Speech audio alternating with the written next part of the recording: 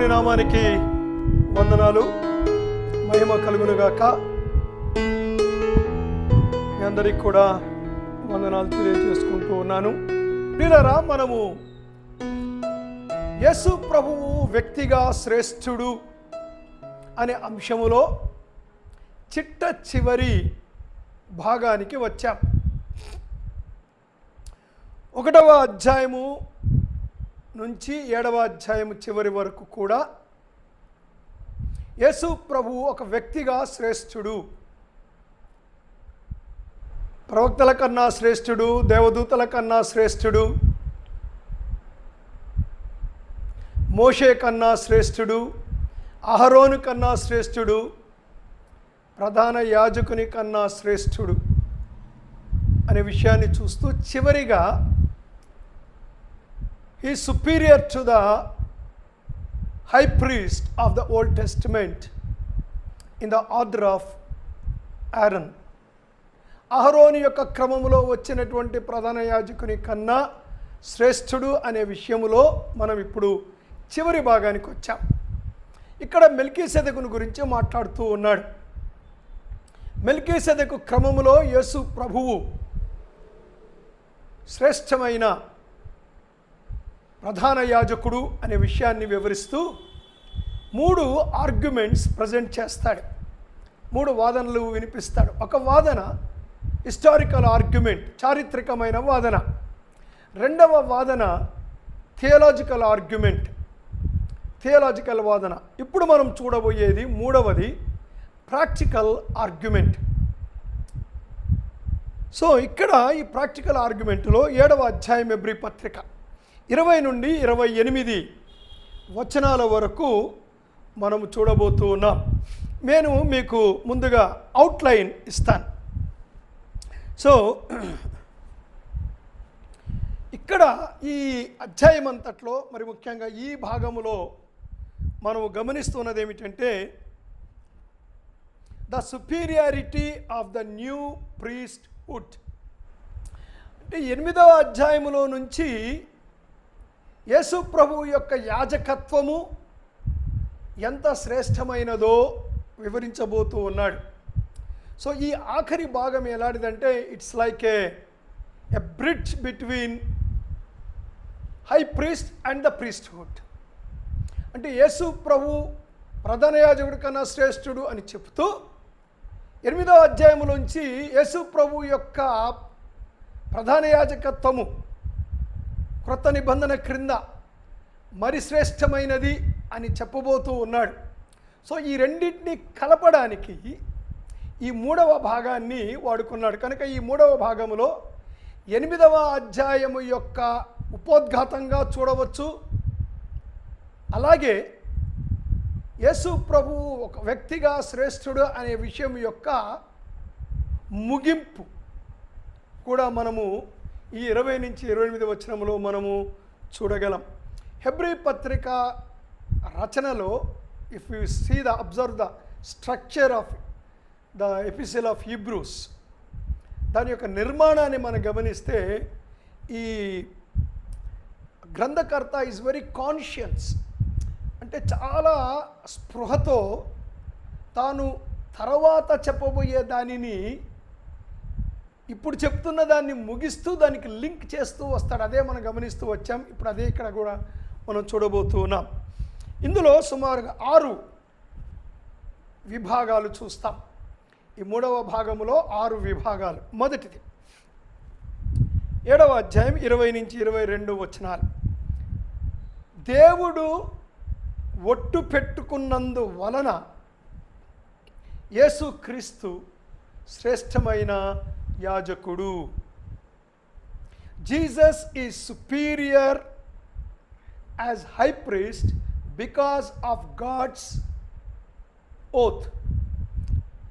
7వ అధ్యాయం 23, 24 వచనాలు. Second part. యేసు ప్రభువు నిరంతరము ఉండేవాడు గనుక యేసు ప్రభువు యాజకునిగా శ్రేష్ఠుడు. జీసస్ ఈ superior as a high priest because of his permanence. మూడో విషయం, 7వ అధ్యాయము 25వ వచనంలో మొదటి భాగం. యేసు నిరంతరము విజ్ఞాపన చేస్తున్నాడు గనుక అతడు శ్రేష్టమైన యాజకుడు. Jesus is superior priest because of his perpetual intercession. 4వ భాగం 7వ అధ్యాయంలోనే 25వ వచనము 2వ భాగం 25b అందాం. యేసు తన వద్దకు వచ్చి వారిని సంపూర్ణముగా రక్షించగల శక్తిమంతుడు గనుక యేసు ప్రభువు శ్రేష్టమైన యాజకుడు. Jesus saves for ever those who come to him. That is why he superior. 5వ భాగం యేసు యొక్క పాపరాహిత్య లక్షణం యేసు ప్రభు శ్రేష్టమైన యాజకుడు అని తెలియచేస్తూ ఉంది. Jesus is superior priest because of his sinless attribute or sinlessness. 6వ విషయం, యేసు తనను తాను బలిగా అర్పించుకున్నాడు గనక యేసు ప్రభు శ్రేష్టమైన యాజకుడు. Jesus is superior priced because of his sacrifice. ఇవి ఈ వాదనలన్నీ కూడా ప్రజెంట్ చేస్తూ ఉన్నాడు. ఇవన్నీ కూడా ప్రాక్టికల్ ఆర్గ్యుమెంట్స్. అంటే పాత నిబంధన క్రింద ఉన్నటువంటి యాజకత్వం ఏమి సాధించలేకపోయిందో, ప్రాక్టికల్లీ ఆచరణాత్మకంగా అది ఏమి చేయలేకపోయిందో అవన్నీ కూడా యేసు ప్రభు ప్రధాన యాజకుడుగా చేశాడు అనే విషయాన్ని ఇక్కడ వివరిస్తూ ఉన్నాడు. సో మొదటి భాగంలోనికి వద్దాం. 20 నుంచి 22 వచనాలు చదువుతున్నాను.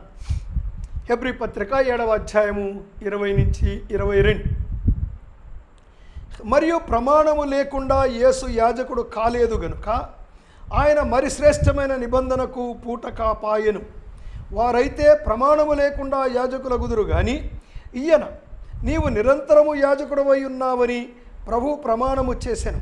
ఆయన పశ్చాత్తాప పడడు అని ఈయనతో చెప్పిన వాని వలన ప్రమాణపూర్వకముగా యాజకుడు ఆయను. సో ఇక్కడ ప్రమాణమును బట్టి యేసు యాజకుడు అయ్యాడు గనుక యేసు శ్రేష్టమైన యాజకుడు అనే అంశాన్ని మనం ఇక్కడ చూస్తూ ఉన్నాం. సో ఇక్కడ కొన్ని విషయాలను మనం గమనించాలి. మొదటిది, దేవుడు ఒట్టు పెట్టుకున్నాడు. అంటే యేసు ప్రభువు వెనుక, యేసు ప్రభు యొక్క శ్రేష్టత వెనుక దేవుని యొక్క ప్రమాణము ఉన్నది. దేవుడు కొట్టు పెట్టుకోవాల్సిన అవసరం ఉందంటారా? Is there any need? ఆయన మాట సరిపోదా? ఆయన మాట సరిపోదా? సరిపోతుంది. మరి దేవుడు ఎందుకు పెట్టుకున్నాడు? ఇక్కడ ప్రమాణము అన్నది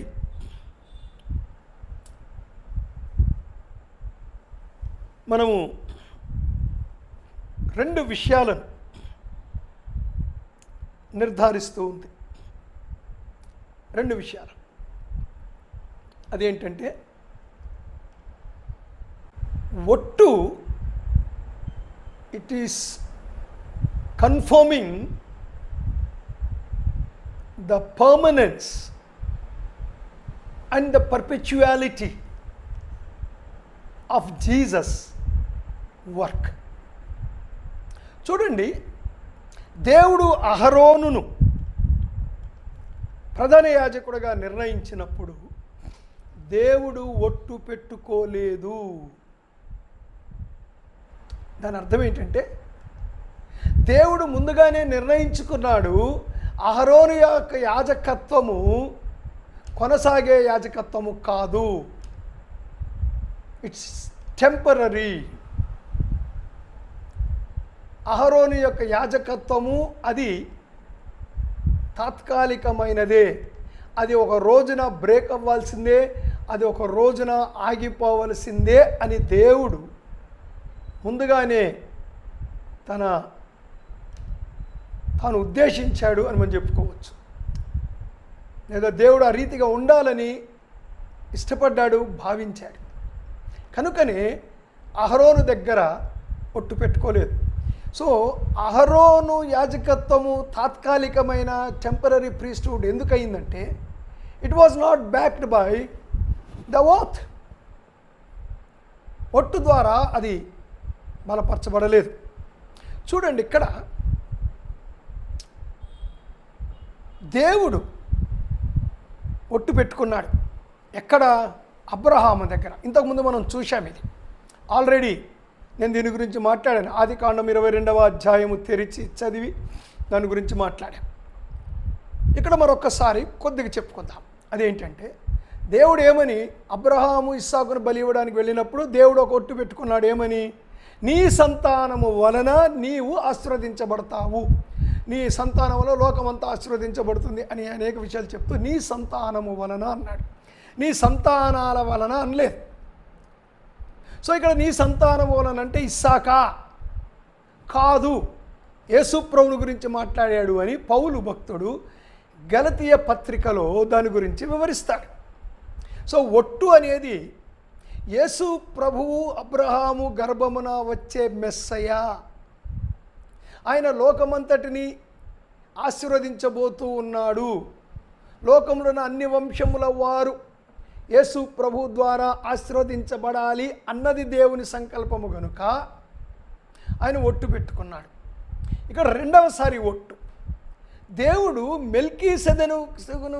మెల్కీసెదెకును ప్రధాన యాజకుడిగా నియమించినప్పుడు, లేదా మెల్కీసెదెకు తనంతట తానే దేవునికి, సర్వోన్నతుడైన దేవునికి, for universal God as a universal priest. ఇది మనము 6వ అధ్యాయం చివరిలో 7వ అధ్యాయం ప్రారంభములో దీని గురించి మనం చెప్పుకున్నాం, విపులంగా చెప్పుకున్నాం హిస్టారికల్ ఆర్గ్యుమెంట్లో. సో తనంతట తాను వచ్చాడు. అప్పుడేమీ దేవుడు ఒట్టు పెట్టుకోలేదు, మెల్కీసెదెకు విషయంలో ఒట్టు పెట్టుకోలేదండి. కానీ కీర్తనల గ్రంథము 110వ కీర్తన 4వ వచనం ఏం చెప్తుందంటే, మెల్కీసెదెకు క్రమములో నీవు యాజకుడుగా వస్తావని ఆయన ప్రమాణము చేసెను. అంటే ఎవరి గురించి ప్రమాణం చేశాడు? మెల్కీసెదెకుని గురించి కాదండి, యేసు ప్రభువుని గురించి ఒట్టు పెట్టుకున్నాడు. మళ్ళీ అక్కడ ఒక మాట దావీదు యాడ్ చేస్తాడు. ఏమంటాడంటే దేవుడు పశ్చాత్తాపపడడు. దేవుడు ఒట్టు పెట్టుకున్నాడు, దానికి పరిశుద్ధాత్మ దేవుడు యాడ్ చేసిన మాట ఏమిటంటే దేవుడు పశ్చాత్తాపపడడు. That means it is doubly confirmed, it is doubly confirmed. So ఒట్టు పెట్టుకోవడం అన్నది యేసు ప్రభువుకు సంబంధించిన అంశము. ఇక్కడ 2 సంగతులు. ఒకటి, యేసు ప్రభువు తన్ను తాను బల్యర్పణ చేసుకొనుట ద్వారా, అర్పించుకొనుట ద్వారా ఈ లోకానికి మనకు రక్షణ వస్తుంది. అందుకని యేసు ప్రభు ఈ లోకానికి వచ్చారు. రెండవది ఆయన యాజకత్వం. బలి యాజకత్వం, దే గో టుగెదర్ ఆల్వేస్. బలి యాజకత్వం అనేది కలిసి ప్రయాణం చేస్తూ ఉన్నవి. కనుక యేసు ప్రభు యొక్క శాశ్వతమైన బలి, శాశ్వతమైన యాజకత్వాన్ని గురించి దేవుడు ఒట్టు పెట్టుకున్నాడు. ఇక్కడ మనం అర్థం చేసుకోవాల్సింది ఏమిటంటే యేసు ప్రభు ఎప్పుడు మరణించాలి అని దేవుడు నిర్ణయించుకున్నాడు. అవి కూడా మనం ఇంతకుముందు చూసాం ఆ వచనాలు. అపోస్తుల కార్యంలో 2వ అధ్యాయంలో 4వ అధ్యాయంలో కొన్ని వచనాలు చదివాం. దేవుడు తాను ముందుగా సంకల్పించిన దానిని బట్టి, దేవుడు తన యొక్క భవిష్యత్ ప్రణాళికను బట్టి యేసు ప్రభు ఈ లోకానికి వచ్చి చనిపోవాలని ముందుగా నిర్ణయించుకున్నాడు. సో అహరోను యొక్క యాజకత్వం రావడానికి ముందే మెల్కీసెదెకు యాజకత్వం వచ్చింది. దానికంటే ముందే దేవుడు నిర్ణయించాడు యేసు ప్రభు యొక్క యాజకత్వం రావాలని. దట్ ఈజ్ వై యేసు ప్రభు శ్రేష్టమైన యాజకుడు అనే విషయాన్ని మనము గుర్తించాలి. ఇక్కడ మరొక విషయం కూడా మనం చూస్తున్నాం. మరియు ప్రమాణం లేకుండా యేసు యాజకుడు కాలేదు, అది ప్రమాణ విషయం చూసాం. ఆయన మరి శ్రేష్టమైన నిబంధనకు పూట కాపాయను. సో మరి శ్రేష్టమైన నిబంధన. సో ఇక్కడ క్రొత్త నిబంధన ఇర్మియా ద్వారా దేవుడు పలికినటువంటి, ఇర్మియా ద్వారా ఇర్మియా గ్రంథం 31వ అధ్యాయంలో, ఆ తర్వాత 33లో దేవుడు ఇర్మియా ద్వారా పలికినటువంటి ఆ క్రొత్త నిబంధన 8వ అధ్యాయంలో వివరించబోతున్నాడు. సో ఆ మాట ఇక్కడ వదిలాడు. 8వ అధ్యాయంలో దాన్ని డీటెయిల్గా డీల్ చేస్తాడు. మనం అక్కడే చూద్దాం.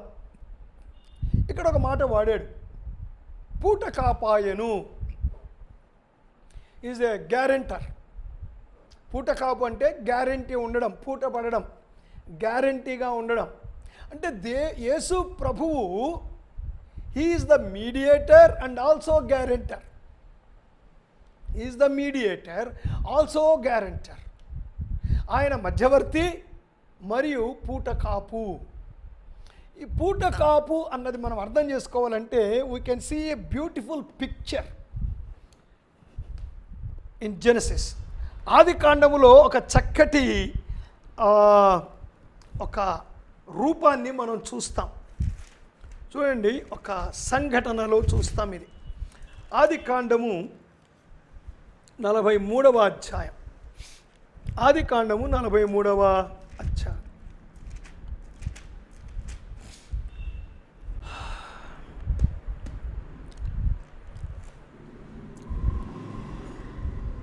చూడండి, ఇక్కడ యోసేపు అన్నదమ్ములు తన అన్నలతో మాట చెప్పాడు. అయ్యా, వీళ్ళు ఒక మాట అన్నారు, 2 కొడుకులు ఉన్నారు, ఇంకొక భార్యతో వల్ల వాళ్ళిద్దరంటే చాలా ఇష్టము, పెద్దోడు చచ్చిపోయాడు అంటే యోసేపు, రెండోవాడు బ్రతుకున్నాడు బెన్యామీను అంటే యోసేపు యొక్క తమ్ముడు, యోసేపు తల్లి కొడుకు అని చెప్పినప్పుడు యోసేపు అన్నాడు, నిజంగా మీరు వేగు చూడ్డానికి వచ్చిన శత్రువులు కాకపోతే, అది నేను నమ్మాలనుకుంటే మీరు మీ తమ్ముడిని తండ్రి బెన్యామీనుని అని చెప్పాడు. ఇప్పుడు 43వ అధ్యాయం. ఆ దేశమందు కరువు భారముగా ఉండెను. 3వ వచనం. యూదా అతనిని చూచి, ఆ మనుష్యుడు మీ తమ్ముడు మీతో ఉంటేనే కానీ మీరు నా ముఖము చూడకూడదని మాతో గట్టిగా చెప్పెను. సో బెన్యామీను రావాల్సిందే అన్నాడు. యాకోబు ఒప్పుకోవటం లేదు. నన్ను చంపేస్తారా మీరు? అన్న ఎట్లాగూ లేడు, ఉన్న వీడిని కూడా చంపేస్తారా? వృద్ధాప్యంలో పుట్టారు కదండి, వృద్ధాప్యంలో పుట్టారు. బహుశా మేబీ అరౌండ్ 90 years old, 90sలో యాకోబుకు పుట్టాడు బెన్యామీన్. అప్పుడు యూదా అంటున్నాడు, నేను అతని గూర్చి పూట పడుదును, నీవు అతనిని గూర్చి నన్ను అడగవలెను, నేను అతని తిరిగి నీ యొద్దకు తీసుకుని వచ్చి నీ ఎదుట నిలవబెట్టబడని ఎడల ఆ నింద ఎల్లప్పుడూ నా మీద ఉండునుగాక. సో ఇక్కడ యూదా బెన్యామీను కొరకు పూట పడుతూ ఉన్నాడు. అంటే బెన్యామీనును వెనక్కి తెస్తాను, బెన్యామీను క్షేమము కొరకు, బెన్యామీను రక్షణ కొరకు నేను పూట పడతాను. నేను ఫరో దగ్గరకు అంటే యోసేపు దగ్గరకు తీసుకుని వెళ్ళి, ప్రధానమంత్రి దగ్గరికి తీసుకుని వెళ్ళి వెనక్కి తెస్తాను, లేకపోతే యూ కెన్ కిల్ మీ. అది దాని అర్థం, యూ కెన్ కిల్ మీ. అది యూదా పూట పడ్డాడు. ఇప్పుడు 44వ అధ్యాయానికి వద్దాం. సో ఇప్పుడు యూదా మాట్లాడుతున్నాడు. బెన్యామీను సంచిలో పాత్ర దొరికింది. ఇప్పుడు మరణ శిక్ష విధించాలి రాజు. సో బెన్యామిన్ టు డై కదా. నింద మోపబడింది, నేరము మోపబడింది. బెన్యామీను అలాంటి తప్పు చేయలేదు, పాత్ర దొంగిలించే తప్పు చేయలేదు, కానీ నింద మోపబడింది, నేరం మోపబడింది, మరణం శిక్ష విధించాలి. అప్పుడు యూదా అంటాడు 32వ వచనములో 44, తమ దాసుడనైన నేను ఈ చిన్నవాణిని గూర్చి నా తండ్రికి పుట్టబడి నీ యొద్దకు నేను అతన్ని తీసుకుని రాని ఎడల నా తండ్రి దృష్టి యందు ఆ నింద నా మీద ఎల్లప్పుడూ ఉండునని చెప్పి తిని, కాబట్టి తమ దాసుడనైన నన్ను ఈ చిన్నవానికి ప్రతిగా ఏలిన వారికి దాసునిగా ఉండనిచ్చి ఈ చిన్నవాణిని తన సహోదరులతో వెళ్ళనిమ్ము. ఇప్పుడు రెండవసారి పూటపడుతున్నాడు. ఏమంటున్నాడంటే, బెన్యామీను బదులు నేనుంటాను, నన్ను ఏం చేసుకుంటావో చేసుకో, నన్ను దాసుడుగా చేసుకుంటావో ఏం చేసుకుంటావో నీ ఇష్టం. I want to redeem Benjamin by offering myself to you. That's a beautiful picture. ఒక చక్కటి దృశ్యం ఇది. యేసు ప్రభు పూట కాపాయను. చూశారా? యేసు ప్రభు పూట కాపాయను. క్రొత్త నిబంధన. ఏంటి ఆ క్రొత్త నిబంధన? తన రక్తము ద్వారా చేసిన నిబంధన. మనందరి కొరకు ఆయన పూట పడ్డాడు.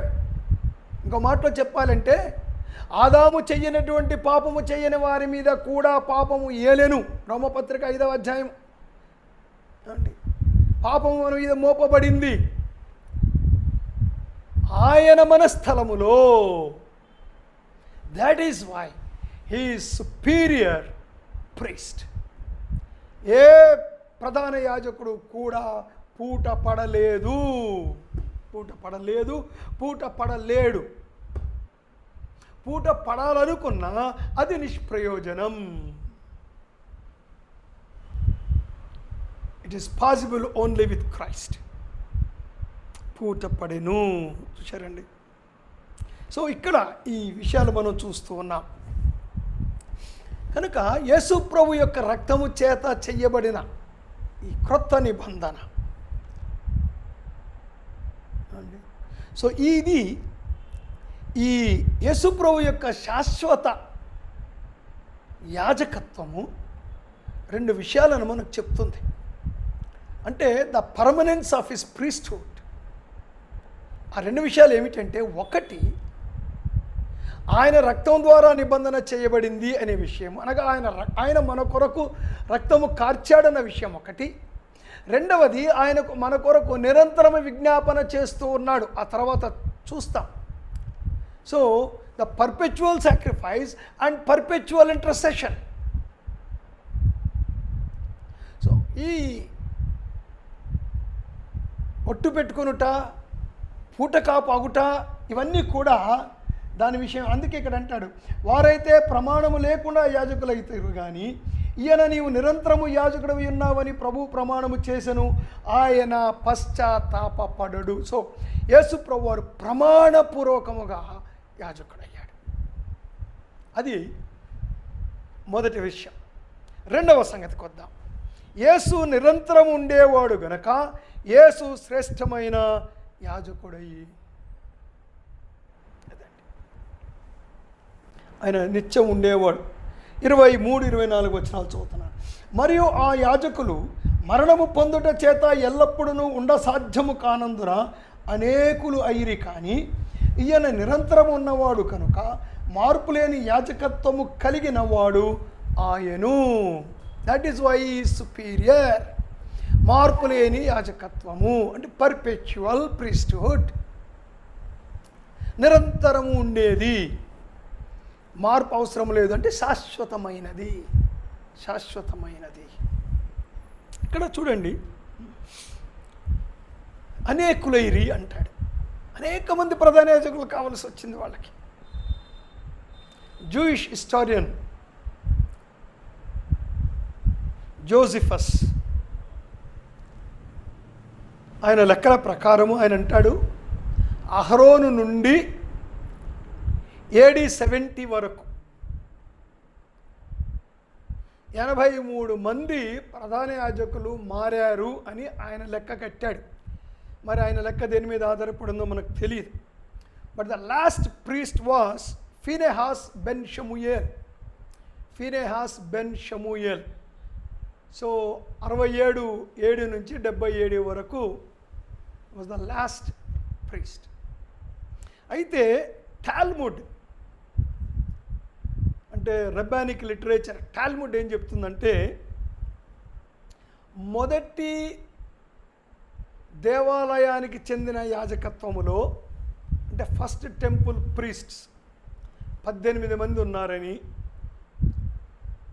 సెకండ్ టెంపుల్ ప్రీస్ట్హుడ్లో 300 కంటే ఎక్కువ మంది ఉన్నారని. అంటే రెండవ దేవాలయం అంటే జెరుబ్బాబెల్ వచ్చి కట్టిన దేవాలయం అది 70లో కూలిపోయింది. దాన్నే హేరోదు రెనోవేట్ చేశాడు అనుకోండి, అంతే. So that is called the second temple Judaism అంటాం దాన్ని, or the second temple Jews అంటాం, సెకండ్ టెంపుల్ ప్రీస్ట్హుడ్ అంటాం. సో అక్కడ 300 మంది కంటే ఎక్కువ మంది ఉన్నారు. బహుశా ఇది కరెక్ట్ అని అనుకుంటున్నాను నేను. టాల్ముడ్ చెప్పింది, జోసెఫిస్ చెప్పిన దానికన్నా యూదు రబ్బీలు.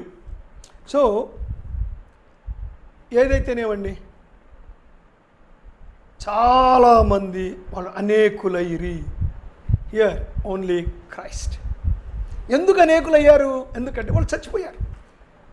ఎందుకు అనేకులయ్యారంటే దే వర్ డెడ్, చనిపోయారు. అహరోను సంఖ్యాకాండం 20వ అధ్యాయానికి వెళ్దాం. ఇక్కడ కూడా ఒక బ్యూటిఫుల్ గ్రాఫిక్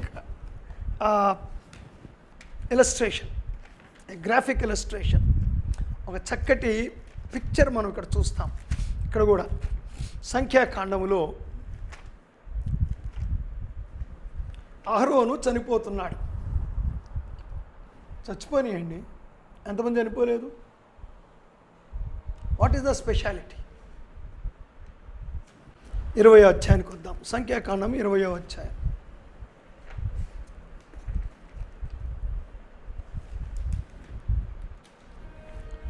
ఇరవై 23 నుంచి 29 బాగా గమనించండి. సో అహరోను ఇశ్రాయేలు ప్రజలందరి ఎదుట చచ్చిపోవాలని దేవుడు కోరుకున్నాడు. 23వ వచనం నుంచి, యెహోవా ఎదోము పొలిమేరలోనున్న హోరు కొండలో మోషే అహరోనులకు ఇలాగు సెలవిచ్చాను. సో మోషేను అహరోను కొండ మీదకి పిలిచాడు. ఇశ్రాయేలు ప్రజలందరూ చూస్తున్నారు. అహరోను తన పితరులతో చేర్చబడును. Here is an announcement of the death of Aaron, first priest, మొదటి ప్రధాన యాజకుడు. ఆ తర్వాత వచ్చే యాజకులంతా కూడా అహరోను క్రమములో వస్తున్నారు. So his death was announced by God. ఏలయనగా మెరీబా నీళ్ళ యొద్ద మీరు నా మాట వినక నా మీద తిరుగుబాటు చేసిద్దరు గనుక నేను ఇశ్రాయేలు దేశమందు అతడు ప్రవేశింపడు. నీవు అహరోను అతని కుమారుడైన ఎలియాజరును తోడుకొని హోరు కొండ ఎక్కి అహరోను వస్త్రములను తీసి అతని కుమారుడైన ఎలియాజరునకు తొడిగించుము. అహరోను తన పితరులతో చేర్చబడి అక్కడ చనిపోవును. యెహోవా ఆజ్ఞాపించినట్లు మోషే చేసెను. సర్వ సమాజము చూచుచుండగా వారు హోరు కొండనెక్కిరి. మోషే అహరోను వస్త్రములను తీసి అతని కుమారుడైన ఎలియాజరునకు తొడిగించెను. అహరోను కొండ శిఖరమున చనిపోయెను. తర్వాత మోషేయు ఎలియాజరును ఆ కొండ దిగి వచ్చిరి. అహరోను చనిపోయినని సర్వ సమాజము గ్రహించినప్పుడు ఇశ్రాయేలీయుల కుటుంబీకులందరూ అహరోను కొరకు 30 దినములు దుఃఖము సలిపిరి. సో దేవుడు ఏం చెప్తున్నాడండి ఇక్కడ? దేవుడు చెప్తున్నాడు మాట ఏమిటంటే, అహరోను చనిపోతాడు. దట్ మీన్స్ మీ ప్రధాన యాజకులు చనిపోతారు. దట్ మీన్స్ దాని అర్థం ఏంటంటే ఇది టెంపరరీ, దీని మీద మీరు ఆధారపడవద్దు. చనిపోయే యాజకత్వము, చనిపోయేవాడి యాజకత్వము మీకు ఏ రకమైన ఫలసిద్ధి ఇవ్వదు. సో ఇది అశాశ్వతమైనది గనక శాశ్వతమైనది దీని వెనక వస్తుంది. ఎప్పుడు ఇది అశాశ్వతం అయిపోతుందంటే, ఇది ఎప్పుడు కట్ అయిపోతుందంటే శాశ్వతమైనది వచ్చినప్పుడు.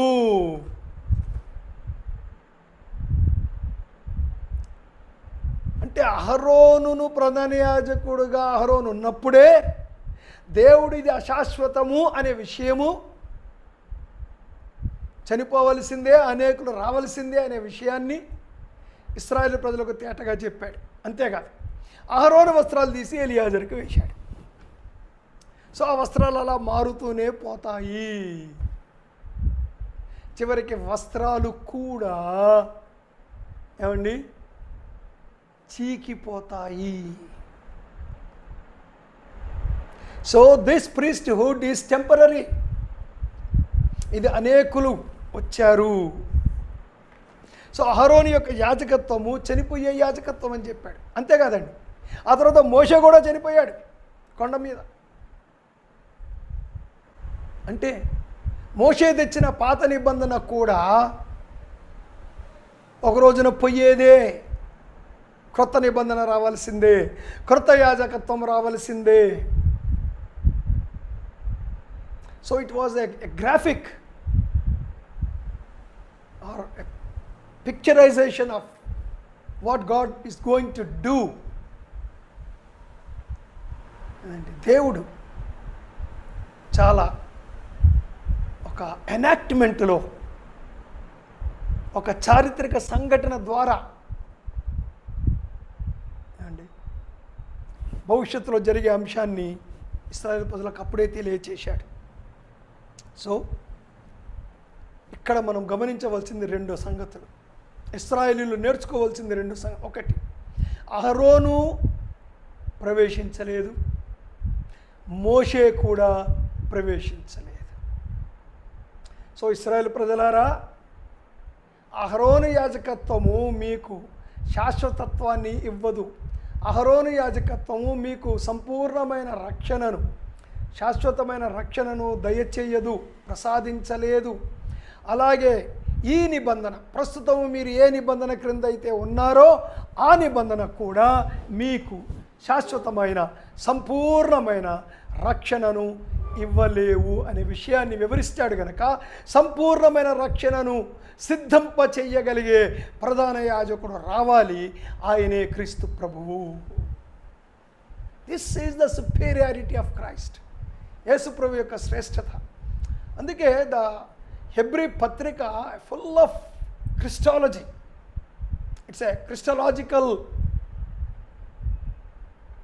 ట్రీటైస్ ఆర్ క్రిస్టలాజికల్ థియాలజీ. ఇప్పుడు మూడో విషయానికి వస్తాను. అదేమిటంటే, యేసు నిరంతర విజ్ఞాపన చేయుచున్నాడు గనక మోషే కన్నా శ్రేష్టమైన యాజకుడు, మోషే కన్నా శ్రేష్టమైన యాజకుడు. అదే 25 మొదటి భాగం, ఈయన తన ద్వారా దేవుని యొద్దకు వచ్చు వారి పక్షమున విజ్ఞాపన చేయుటకు నిరంతరము జీవించుచున్నాడు. సో ఆయన యొక్క విజ్ఞాపన నిరంతరం ఉండే విజ్ఞాపన. సో ఆయన he not only justified us, is also secured our salvation. He has preserved, he sustaining us our salvation.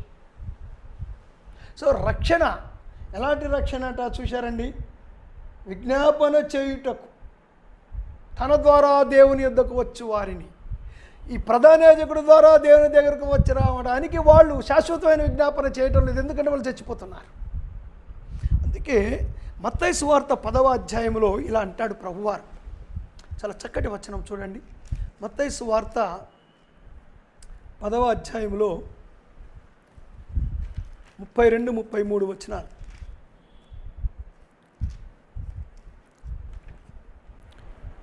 మనుషుల ఎదుట నన్ను ఒప్పుకునివాడు ఎవడో, పరలోకమందున నా తండ్రి ఎదుట నేనును వానిని ఒప్పుకొందును. మనుషుల ఎదుట ఎవడు నన్ను ఎరుగననునో వానిని పరలోకమందున నా తండ్రి ఎదుట నేను ఎరుగనందును. అంటే ఏమంటున్నాడు? నేను తండ్రి ఎదుట మిమ్మల్ని ఒప్పుకుంటాను. ఈ భూమి మీద మీరు వెతుకున్నప్పుడు మనుషుల ఎదుట ఎవరైతే నన్ను ఒప్పుకుంటారో తన ద్వారా వచ్చు వారి పట్ల ఆయన విజ్ఞాపన చేయుచున్నాడు. అంటే ఇక్కడ మనం ఒక విషయం అర్థం చేసుకోవాలండి. కొన్నిసార్లు మనము అప్పుడప్పుడు బోధ చేస్తాం. నేను ఇదిగో జోషి అనేవాడు తప్పు చేయగానే, ప్రభువా నువ్వు ఆయన కొరకు రక్తము కార్చాను కనుక నువ్వు అతన్ని క్షమించు అని యేసు ప్రభు అడుగుతున్నాడు అన్న ఒక అవగాహన, అభిప్రాయం ఉందండి. ఇందులో తప్పు పట్టేది ఏం లేదు. కానీ యేసు ప్రభు వారు అక్కడ వెళ్ళి is not talking, there is no need for him to talk about his merits or the merits of his death.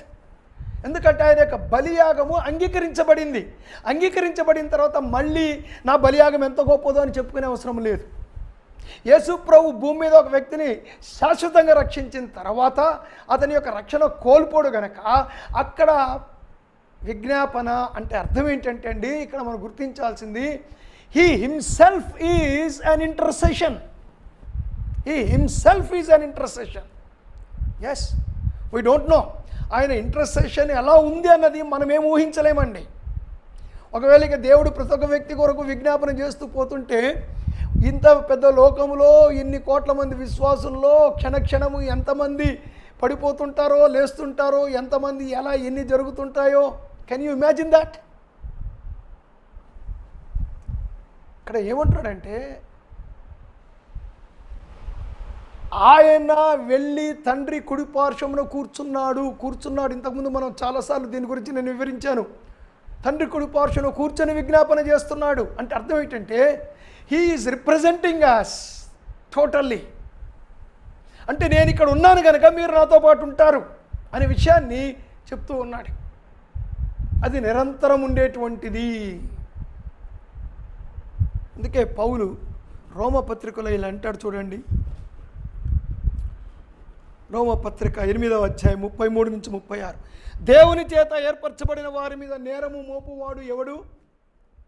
నీతిమంతులుగా తీర్చువాడు దేవుడే. శిక్ష విధించువాడు ఎవడు? చనిపోయిన క్రీస్తు యేసే. అంతేకాదు, మృతులలో నుండి లేచిన వాడును, దేవుడి కుడిపార్శ్వమున ఉన్నవాడును, మన కొరకు విజ్ఞాపనము చేయువాడును ఆయనే. క్రీస్తు ప్రేమ నుండి మనలను ఎడబాపువాడు ఎవడు? శ్రమ అయినను, బాధ అయినను, హింస అయినను, కరువైనను, వస్త్రహీనతైనను, ఉపద్రవమైనను, ఖడ్గమైనను మనలను ఎడబాపునా. సో ఆయన మన కొరకు విజ్ఞాపన చేయుచున్నాడంటే is giving us such a great assurance. There is nothing that can separate us from Christ. యేసు ప్రభు నుండి ఏది కూడా మనల్ని వేరు చేయలేదు అనే ఒక గొప్ప నిర్ధారణ. ఆరోను ప్రధాన యాజకత్వము ఆ యాజకులు ఇవ్వలేనిది ఇచ్చాడు. 4వ విషయానికి వస్తున్నాను. 7వ అధ్యాయం 25వ వచనములోనే బి 2వ భాగం. కనుక వారిని సంపూర్ణముగా రక్షించుటకు శక్తిమంతుడై ఉన్నాడు. అదండి, యేసు తన యొద్దకు వచ్చి వారిని సంపూర్ణంగా రక్షించగలవాడు కనుక యేసు శ్రేష్టమైన ప్రధాన యాజకుడు. సో సంపూర్ణముగా మన రక్షణ సంపూర్ణమైన రక్షణ అండి. అంటే ఆయన శక్తిమంతుడు. Is able. That means it doesn't need anybody's cooperation. God doesn't need a sinner's cooperation in saving a sinner. ఏమండి, He can save us. ఇప్పుడు నేను ఇక్కడ మనం విశ్వసించాలి కదా, మనం హృదయం తెరవాలి కదా, వీటి విషయం నేనేమి ఇప్పుడు మాట్లాడబోవటం లేదండి. అవన్నీ కరెక్ట్, నేనేం కాదంటం లేదు. బట్ ప్లీజ్ అండర్స్టాండ్ దాట్ దేవుడు ఎంత శక్తిమంతుడంటే సంపూర్ణంగా రక్షించుటకు ఆయన శక్తిమంతుడు. మనమేమి ఆఫరింగ్ తేనవసరం లేదు, మనమేమి బలి తేనవసరం లేదు. ఏమండి, మన ఆ తంతులో మనమేమి పాలు పొందనవసరం లేదు. ఆ తంతులో, ఆ బలి అర్పించే తంతులో మనమేమి పాలు పొందనవసరం లేదు. అంతా ఆయనదే. He did everything. Has completed it. సంపూర్ణత ఆయన అనుగ్రహించాడు. సో మనం ఆయన రక్షణకేమి కలపలేమండి. We need not add anything. We cannot add anything. Even if we want to add anything, that is a futile exercise. It's nothing but vanity. ఏమండి, మనం యేసు ప్రభు చేసిన రక్షణకు, ప్రభువా నేను కూడా కొంత హెల్ప్ చేస్తాను, నువ్వు రక్షించడంలో నేను కూడా కొంత హెల్ప్ చేస్తాను అని మనం అన్నామంటే యేసు ప్రభు యొక్క బలియాగానికి అర్థం లేదండి. సంపూర్ణముగా ఆయన రక్షించాడు. తన ద్వారా దేవుని వద్దకు వచ్చు వారికి. Now I will come to the 5th point. 26వ వచనం. పవిత్రుడును, నిర్దోషియు, నిష్కల్మషుడును, పాపులలో చేరక ప్రత్యేకముగా ఉన్నవాడును, ఆకాశ మండలము కంటే మిక్కిలి హెచ్చైన వాడునైన ఇట్టి ప్రధాన యాజకుడు మనకు సరిపోయినవాడు. సో యేసుక్రీస్తు యొక్క పాపరాహిత్య లక్షణం వలన యేసు ప్రభువు శ్రేష్టమైన యాజకుడయ్యాడు. he is superior priest because of his sinlessness character. అదండి. సో యేసు ప్రభువు ఇక్కడ పవిత్రుడు, నిర్దోషి, నిష్కల్మషుడు, పాపులలో చేరక, ఇవన్నీ సెననిమ్స్ అయినప్పటికీ కూడా వీటన్ని ఒక్కొక్కదాన్ని మనం ఎక్స్ప్లెయిన్ చేయడానికి టైం సరిపోదు, కానీ అంత అవసరం లేదని కూడా నేను అనుకుంటున్నాను. You can understand better. ఇక్కడ గుర్తించాల్సిన అంశం ఏంటంటే అండి, యేసు ప్రభు యొక్క సిన్లెస్నెస్ ఈజ్ హిజ్ ఇన్హెరెంట్ క్వాలిటీ. ఆయన ఏ పాపము చెయ్యలేదు గనుక ఆయన సిన్లెస్ కాదు. బికాజ్ ఈ సిన్లెస్, ఆయన ఏ పాపం చేయలేదు. నేను దీన్ని రివర్స్లో చెప్తాను. నేను ఏ పాపము చెయ్యలేదు గనక, జోషి అనేవాడు ఏ పాపము చెయ్యలేదు గనక పాపి కాదు. కాదండి. నేను ఏ పాపము చేయకపోయినా నేను పాపినే. ఎందుకంటే ఒకవేళ నేను పాపం ఎందుకు చేస్తున్నాను అంటే, నాలో ఉన్న పాప స్వభావం నన్ను పాపం చేయిస్తుంది. నేను పాపము చెయ్యనంత మాత్రాన నేను పాపిని కాకుండా పోలేదు. పాపము నాలో ఉంది, పాప స్వభావం నాలో ఉంది, అది నాతో పాపం చేస్తుంది. దీన్ని మనం రివర్స్లో యేసు ప్రభుకి అప్లై చేద్దాం. యేసు ప్రభు యొక్క సిన్లెస్నెస్, ఇప్పుడు నేను పాపము చేయకుండా ఉన్నందుకు ఒక విశ్వాసం అయ్యాను కనుక, ప్రభు కాపుదల భద్రత నాకుంది కనుక నేను పాపము చేయటం లేదు అని అనుకుందాం. యేసు ప్రభు అలా కాదండి. There is no that element or that ingredient which causes him to sin is not present in him. యేసు ప్రభు యోహాను సువార్తలో 14వ అధ్యాయం 30వ వచనంలో ఇలా అంటాడు. తెలుగులో ట్రాన్స్లేషన్ బాగాలేదు కానీ అయినా చదివి వినిపిస్తాను. 14:30.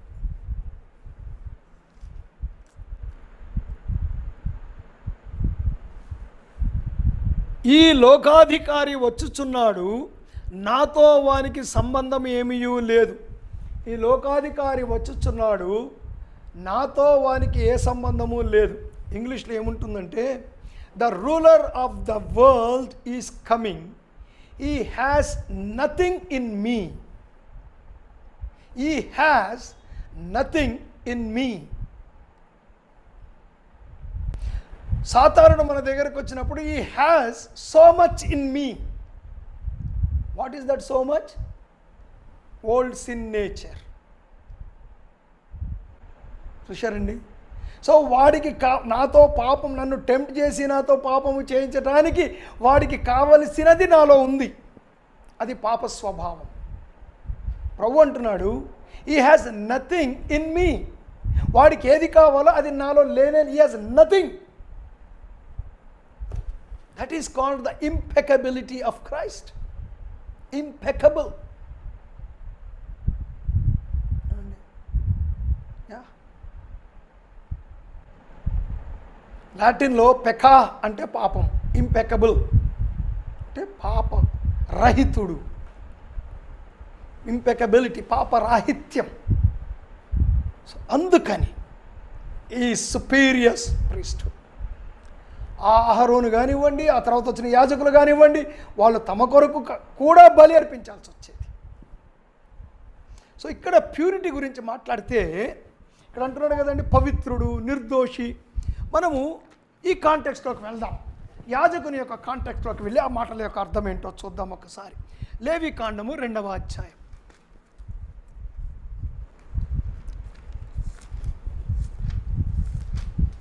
Leviticus chapter 2. Verse 11.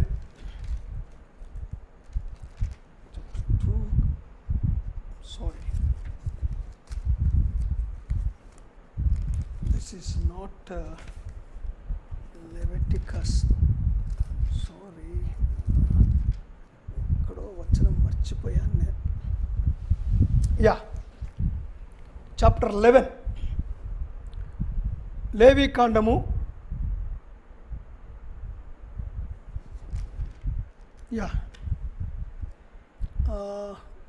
12.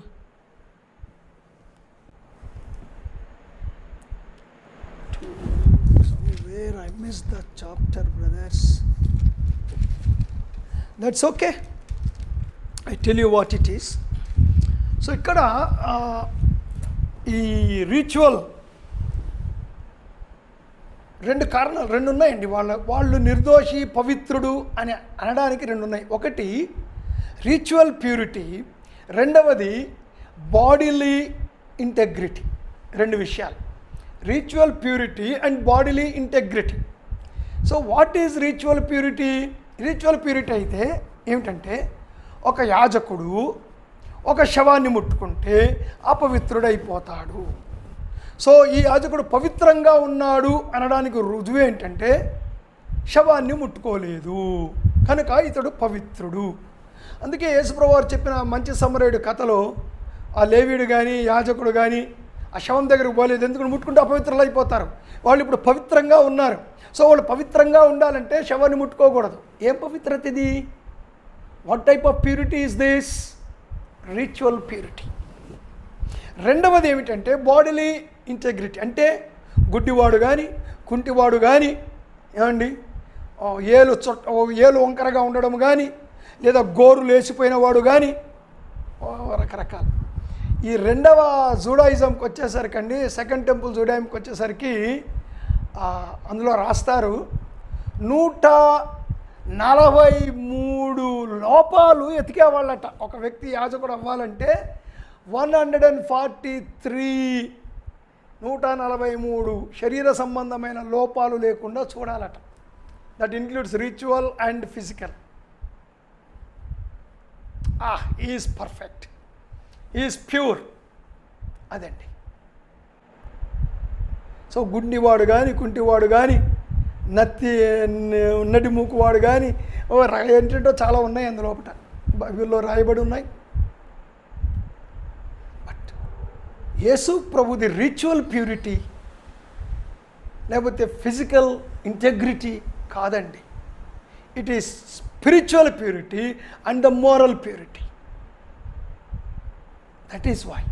అందుకని యేసు ప్రభు శ్రేష్ఠుడు. చివరిగా 6వ పాయింట్ చెప్పి ముగిస్తాను. 27-28 వచనాలు. ధర్మశాస్త్రము బలహీనత గల మనుషులను యాజకులనుగా నియమించును గాని ధర్మశాస్త్రమునకు తరువాత వచ్చిన ప్రమాణపూర్వకమైన వాక్యము నిరంతరమును సంపూర్ణ సిద్ధి పొందిన కుమారుని నియమించిన గనుక ఈయన ఆ ప్రధాన యాజకుల వలె మొదట తన సొంత పాపముల కొరకు తరువాత ప్రజల పాపముల కొరకును దినదినము బలులను అర్పింపవలసిన అవసరము గలవాడు కాడు. తన్ను తాను అర్పించుకున్నప్పుడు ఒక్కసారే ఈ పని చేసి ముగించెను. 6వది ఏమిటంటే యేసు తనను తానే అప్పగించుకొనినందువలన యేసు ప్రభు శ్రేష్టమైన యాజకుడు. సో ఇక్కడ ఈ జిస్ట్ నేను మీకు ఇస్తాను. అహరోను యాజకత్వంలో 2 లోపాలు ఉన్నాయి, ప్రధానమైన లోపాలు ఇక్కడ ఉదహరించబడినవి, which were cited here. Number 1, ప్రతిరోజు బలులను అర్పించుట వలట అంటాడు. అంటే మాటిమాటికి ప్రతిరోజు బలులు అర్పిస్తున్నారు అంటే అర్థం ఏంటి? ఏమండి అర్థం ఏంటి? ఆ బలి దేనిని సాధించాలో ఆ ప్రతిఫలాన్ని ఆ బలి ఇవ్వలేకపోయింది. అంటే those sacrifices could not yield any efficacy. They were not efficacious sacrifices. అదండి, అది మొదటి లోపం. సో యేసు ప్రభు ఒక్కసారే, సో రిపీట్ చేయలేదు అంటే అర్థం ఏంటి? ఇట్ ఈజ్ అన్ ఎఫికేషియస్, ఫలసిద్ధిని ఇవ్వగలిగిన బలి, ఫలసిద్ధిని ప్రసాదించినటువంటి బలి. అహరోను యాగం అంటే ఆ ప్రధాన యాజకుడి యొక్క బలులలో ప్రతిరోజు అర్పించడం ద్వారా ప్రధాన యాజకుడు ఏం చెప్తున్నాడంటే, అయ్యా నేను వ్యర్థముగా అర్పిస్తున్నాను, ఇవేం ఉపయోగము లేవు. యేసు ప్రభు ఒక్కసారే అర్పించాడు. రెండవ లోపం ఏమిటంటే, ఇది మరీ దారుణం. అందరి కొరకు బలి అర్పించే ప్రధాన యాజకుడు తన కొరకు తానే బలి అర్పించుకుంటున్నాడు. తన కొరకు కూడా. అది రెండవ ప్రధానమైన లోపం. సో యేసు ప్రభు తనను తానే అప్పగించుకున్నాడు, తన కొరకు కాదు. అందుకంటాడు, ఆ ప్రధాన యాజకుల వలె మొదట తన సొంత పాపముల కొరకు, తర్వాత ప్రజల పాపముల కొరకు దినదినము బలులను అర్పింపవలసిన అవసరము గలవాడు కాడు. ఎందుకు? పైన చెప్పాడు, ఆయన పాపరాహిత్యుడు గనుక తన కొరకు బలి అర్పించుకునే అవసరము లేదు కనుక. So he superior priest. కాబట్టి రెండు విషయాలు, it is a defective sacrifice and a defective priest. Yesu ప్రభు ఎఫికేషియస్ సాక్రిఫైస్, ఎఫికేషియస్ ప్రీస్ట్. సంపూర్ణముగా రక్షించువాడు. So that is the practical argument. ఏమిటా ప్రాక్టికల్ ఆర్గ్యుమెంట్? పాత బలులు, పాత ప్రధాన యాజకుడు దేనిని అయితే ఇవ్వలేకపోయారు, దానిని యేసు ప్రభు ఇచ్చాడు గనుక ఆ పాత దాని దగ్గరకు మీరు మళ్ళీ ఎందుకు వెళ్తారు? హెబ్రీయులారా, ప్రియులారా, మనం ఆరాధించటానికి, స్తుతించటానికి, మనము యేసు ప్రభులో అతిశయించడానికి ఇంతకన్నా గొప్ప కారణాలు మనం ఏం చెప్పుకోగలం? అనేకమైన గొప్ప కారణాలు చెప్పుకుంటాం, వాటిలో ఇవి కూడా. We have the superior priest and we have superior sacrifice. We enjoy the results of that sacrifice and the ministry of that priest. So 8వ అధ్యాయం నుంచి ఈ సుపీరియర్ ప్రీస్ట్ యొక్క సుపీరియర్ మినిస్ట్రీ ఏమిటి అన్నది మనము నేర్చుకోబోతూ ఉన్నాం. God bless you all. దేవుడు మీ అందరినీ కూడా దీవించునుగాక. మీ అందరికి కూడా వందనాలండి.